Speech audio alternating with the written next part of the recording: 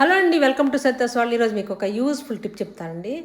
ఈ చింతగింజల్ని మీరు చూసే ఉంటారు, చింతపండులో వస్తూ ఉంటాయి. మనం ఏం ఉపయోగం లేదని చెప్పేసి మనం ఏదైనా వంటలు చేసుకునేటప్పుడు ఏరి పారేస్తూ ఉంటాం. కానీ వీటి వల్ల చాలా ఉపయోగాలు ఉన్నాయండి. చింతపిక్కల వలన మామూలు వీటికి మనకి మోకాళ్ళ నొప్పులకి, షుగర్ కంట్రోల్కి చాలా బాగా ఉపయోగపడతాయి.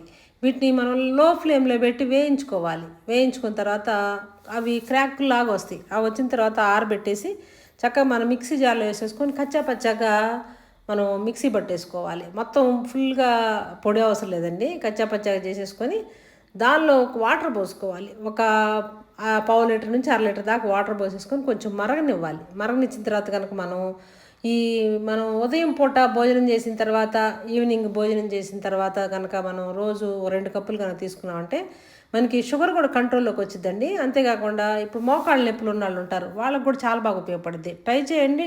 ఈ టిప్ నచ్చినట్లయితే లైక్ చేయండి, షేర్ చేయండి,